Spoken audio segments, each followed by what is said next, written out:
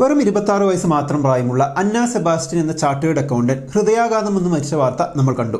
Work pressure താങ്ങാനാവുന്നതിലും അധികമായിരുന്നു എന്നാണ് അറിയാൻ കഴിഞ്ഞത്. ഏസ്റ്റനിങ് എന്ന സ്ഥാപനത്തിൽ ജോലിക്ക് കയറി 4 മാസം തികയുമ്പോഴേക്കും മരണം നടന്നിരുന്നു. അന്ന സെബാസ്റ്റ്യന്റെ അമ്മ ഈ പറഞ്ഞ സ്ഥാപനത്തിന്റെ ചെയർമാന് ഇക്കാര്യത്തെപ്പറ്റി അയച്ച കത്തും നമ്മൾ കണ്ടു. ഇതെല്ലാം കണ്ടപ്പോൾ എനിക്ക് മുമ്പ് എന്റെ ജീവിതത്തിൽ നടന്ന ഒരു കാര്യം ഓർമ്മ വന്നു. ഞാൻ ന്യൂസിലാൻഡിൽ PhD ചെയ്യുന്ന കാലത്താണ് അന്ന് ഇന്ത്യയിൽ വെച്ചൊരു കോൺഫറൻസ് നടന്നിരുന്നപ്പോൾ അതിൽ പങ്കെടുക്കാൻ എന്റെ പ്രൊഫസർ ഇന്ത്യയിലേക്ക് വന്നിരുന്നു. കൂടെ കോൺഫറൻസിൽ പങ്കെടുക്കാൻ ഇന്ത്യക്കാരിയായ മറ്റൊരു സ്റ്റുഡന്റും ഉണ്ടായിരുന്നു. ബാംഗ്ലൂരിലെ ഇന്ത്യൻ ഇൻസ്റ്റിറ്റ്യൂട്ട് ഓഫ് സയൻസിലാണ് കോൺഫറൻസ് നടന്നത്. കോൺഫറൻസിനൊപ്പം അവിടുത്തെ ഒരു സീനിയർ പ്രൊഫസറിന്റെ റിട്ടയർമെന്റ് ഫംഗ്ഷനും ഉണ്ടായിരുന്നു. അതിൽ ആ പ്രൊഫസർ, അതായത് റിട്ടയർ ചെയ്യാൻ പോകുന്ന ആ പ്രൊഫസർ വളരെ പ്രൗഡായി പറഞ്ഞ ഒരു കാര്യമുണ്ട്. ഞാൻ എന്റെ സ്റ്റുഡൻസിനെ രാത്രി അവരുടെ ഹോസ്റ്റലിൽ പോയി വിളിച്ചെഴുന്നേൽപ്പിച്ച് ലാബിൽ കൊണ്ടുവരുമായിരുന്നു എന്ന്. അയാൾ അത് വളരെ നല്ലൊരു കാര്യം എന്ന നിലയ്ക്കാണ് സംസാരിച്ചത്. പക്ഷെ ഇത് കേട്ടുകൊണ്ടിരുന്ന എന്റെ പ്രൊഫസർക്ക് ഇത് കേട്ട് ചിരിക്കണോ കരയണോ എന്നറിയാത്ത അവസ്ഥയായിരുന്നു എന്നാണ് തിരിച്ചു വന്നതിന് ശേഷം അദ്ദേഹം ഞങ്ങളോട് പറഞ്ഞത്. കുട്ടികൾക്ക് രാത്രി ഉറങ്ങണ്ടേ, അവരെ ആ സമയത്ത് തട്ടി വിളിച്ച് ലാബിൽ കൊണ്ടുവരാൻ അയാൾക്ക് എന്ത് അവകാശമാണ്? ഇത്രയും സിമ്പിളായ കാര്യം പോലും എന്തുകൊണ്ട് ഇവർക്ക് മനസ്സിലാകാത്തത് എന്ന തരത്തിലായിരുന്നു എന്റെ പ്രൊഫസർ സംസാരിച്ചത്. സത്യത്തിൽ ഇത് നമ്മുടെ ഒരു കൾച്ചറിന്റെ ഭാഗമാണ്. നരകിച്ച് പണിയെടുക്കുന്നതിനെ ഗ്ലോറിഫൈ ചെയ്യുന്നത്, ജീവിതത്തിൽ സന്തോഷമില്ലാതെ പണിയെടുത്തുകൊണ്ടിരിക്കുന്നതിൽ മഹത്വം കണ്ടെത്തുന്നത്, സന്തോഷിക്കുന്നവരെ പുച്ഛിക്കുന്നത്, ഫ്രീ ടൈം വേണമെന്നത് ഒരു അപരാധമായി കാണുന്നതൊക്കെ നമ്മുടെ ഒരു രീതിയാണ്. നമ്മുടെ വർക്ക് പ്ലേസിലും ആ ഒരു മെന്റാലിറ്റി അതുകൊണ്ട് തന്നെ കാണാൻ കഴിയും. കഷ്ടപ്പെട്ട് വേണ്ടതിലും കൂടുതൽ സമയം ജോലി ചെയ്താണ് നമ്മൾ മുകളിലുള്ളവരെ ഇംപ്രസ് ചെയ്യേണ്ടത് എന്നതാണത്. നമുക്കതിൽ താല്പര്യമില്ലെങ്കിൽ പോലും നമ്മൾ നിർബന്ധിതരാകും. കാരണം അങ്ങനെ അടിമയായി നിൽക്കുന്നവർ അവിടെ ഉണ്ടാകും എന്നതുകൊണ്ട്. കൂടുതൽ സമയം ജോലി ചെയ്യൽ, അസുഖമായാലും ലീവ് എടുക്കാതെ ജോലി ചെയ്യൽ, സ്വന്തം കാര്യമെല്ലാം ത്യജിച്ച് ജോലി തന്നെയാണ് തന്റെ ജീവിതം എന്ന രീതിയിൽ കാണിക്കൽ, ഇതൊക്കെ ചിലർ പതിവാക്കുമ്പോൾ കുടുങ്ങുന്നത് ബാക്കിയുള്ളവരാണ്. ഞാൻ നേരത്തെ പറഞ്ഞ ഇന്ത്യൻ പ്രൊഫസറുടെ കാര്യം തന്നെ എടുക്കാം.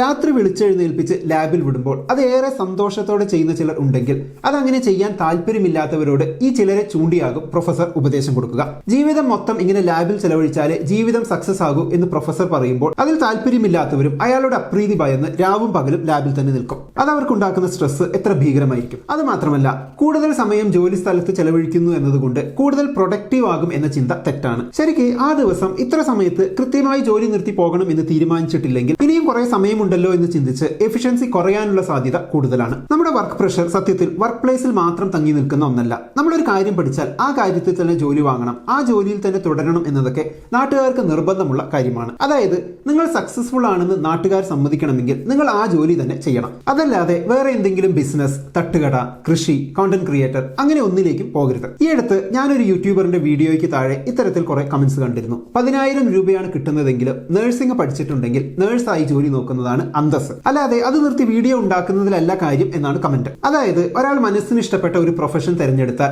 അയാളെ ഡിമോട്ടിവേറ്റ് ചെയ്യാൻ ഒരുപാട് പേർ കാണുമെന്ന് ചുരുക്കം. അങ്ങനെ ഒരു സമൂഹത്തിന്റെ എക്സ്പെക്ടേഷൻ അനുസരിച്ച് അവർക്ക് പറയാൻ പറ്റുന്ന ചില പ്രൊഫഷൻസ് മാത്രം തെരഞ്ഞെടുത്ത് ഇഷ്ടമല്ലെങ്കിലും വർക്ക് പ്രഷർ താങ്ങാൻ കഴിയുന്നില്ലെങ്കിലും തൂങ്ങിപ്പിടിച്ച് നിന്നാൽ മാത്രമേ രക്ഷയുള്ളൂ എന്ന ആളുകൾ കരുതുന്നത് സ്വാഭാവികം. അങ്ങനെ കരുതുന്നവരെ മാക്സിമം എക്സ്പ്ലോയിറ്റ് ചെയ്യാൻ കമ്പനികൾ ശ്രമിക്കുന്നതും സ്വാഭാവികം. ഇന്ത്യൻ ഓഫീസുകളിൽ പൊതുവെ 2 പ്രശ്നങ്ങളാണ് ഉള്ളത്. ഒന്ന്, മറ്റുള്ളവരെക്കാൾ ഹാർഡ് വർക്കിംഗ് ആണ് ഞങ്ങൾ എന്ന് കാണിക്കാൻ ചിലർ ഓവർ ടൈം അവിടെ തത്തിപ്പിടിച്ച് നിൽക്കുന്നത്. പ്രൊഡക്ടിവിറ്റിയൊക്കെ കണക്കായിരിക്കും ഈ കൂട്ടർക്ക്. പക്ഷേ ബോസ് നോക്കുമ്പോൾ ഇവരെല്ലാവരും പോയി കഴിഞ്ഞാലും പോയിട്ടുണ്ടാകില്ല, എല്ലാവരെക്കാൾ മുന്നേ എത്തിയിട്ടുണ്ടാകും. അങ്ങനെ ഒടുക്കത്തെ ആത്മാർത്ഥത കാണിക്കും. ഒരു 9 to 5 ജോബ് വൃത്തിയായി ചെയ്ത് ബാക്കി സമയം സ്വന്തം കാര്യങ്ങൾക്ക് വേണ്ടി മാറ്റിവെക്കുന്നവരോട് ഇവർക്ക് പരിഹാസമായിരിക്കും. ഞങ്ങളാണ് ഹാർഡ് വർക്കിംഗ് എന്ന് എപ്പോഴും കാണിച്ചുകൊണ്ടേയിരിക്കും. സത്യത്തിൽ പലപ്പോഴും കൃത്യസമയത്ത് പണി തീർക്കാൻ കഴിയാത്ത ഇൻകേപ്പബിൾ ആയ ആളുകളായിരിക്കും ഇവർ. ഈ ഒരു ഷോ കാണിച്ച് കണ്ണിൽ പൊടിയിട്ട് മറ്റുള്ളവരെക്കാൾ കേമന്മാരും കേമികളുമാണെന്ന് കാണിക്കുന്നു എന്ന് മാത്രം. 2, ഓവർ വർക്ക് ലോഡ് കൊടുത്ത് അതൊക്കെ ചെയ്ത് തെളിയിച്ചാലേ നിങ്ങൾ കേപ്പബിൾ ആണെന്ന സർട്ടിഫിക്കറ്റ് ഞങ്ങൾ തരൂ എന്ന രീതിയിൽ പെരുമാറുന്ന കമ്പനികളാണ്. നിങ്ങൾ ഒന്നിനും കൊള്ളില്ല, ഒട്ടും ഹാർഡ് വർക്കിംഗ് അല്ല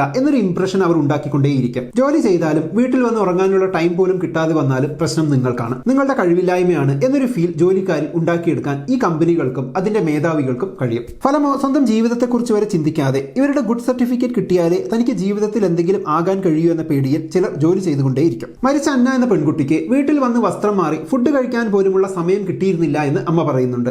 അത്രയും ജോലി ഒരാൾക്ക് ചെയ്യേണ്ടി വരുന്നത് ഒന്ന് ആലോചിച്ച് നോക്കും. ചെയ്തില്ലെങ്കിൽ താൻ പരാജയമാണെന്ന് ഇവർ വരുത്തി തീർക്കുമോ എന്ന പ്രഷർ ഉണ്ടാകുമ്പോൾ സ്വന്തം ആരോഗ്യം പോലും ശ്രദ്ധിക്കാൻ കഴിയാതെ പോയേക്കും. സ്വന്തം ജീവിതത്തോടുള്ള ആത്മാർത്ഥത കഴിഞ്ഞ് ജോലിയോട് കാണൂ എന്ന ആറ്റിറ്റ്യൂഡ് അത് ഉണ്ടാക്കിയെടുക്കുക എന്നതാണ് നമ്മുടെ ജോലി സ്ഥലത്ത് വേണ്ട ഏറ്റവും വലിയ മാറ്റം. മരണപ്പണിയെടുത്താലേ സക്സസ്ഫുൾ ആകൂ എന്നത് ഒരു സ്കാമാണ്. അന്ന എന്ന ഈ സ്ത്രീയുടെ മരണം നമ്മുടെ രാജ്യത്ത് ജോലി സ്ഥലത്ത് തൊഴിലാളികൾ നേരിടുന്ന വർക്ക് പ്രഷർ, ശമ്പളമില്ലാതെ ഓവർ ടൈം ജോലി ചെയ്യൽ, ഇതിനെക്കുറിച്ചൊക്കെ കൂടുതൽ ചർച്ചകളിലേക്ക് നയിക്കുമെന്നെങ്കിലും പ്രതീക്ഷിക്കാം. കുറച്ച് വർഷങ്ങൾക്ക് മുമ്പ് നവീൻ പോളി ഷെട്ടിയുടെ ഈ ഒരു ടോപ്പിക്കിനെ ബേസ് ചെയ്തിട്ടുള്ള ഒരു വീഡിയോ ഞാൻ കണ്ടിരുന്നു. എനിക്ക് തോന്നുന്നത് നമ്മൾ എല്ലാവരും കണ്ടിരിക്കേണ്ട ഒരു വീഡിയോ ആണിത് എന്നാണ്. അതിന്റെ ലിങ്ക് ഞാൻ കമന്റ് ബോക്സിൽ ഇടുന്നുണ്ട്. അപ്പൊ എന്താണ് ഈ ഒരു വിഷയത്തെക്കുറിച്ചുള്ള നിങ്ങളുടെ അഭിപ്രായം? കമന്റ് ബോക്സിൽ എഴുതുമല്ലോ. നമുക്ക് അടുത്ത വീഡിയോയിൽ വീണ്ടും കാണാം. ബൈ.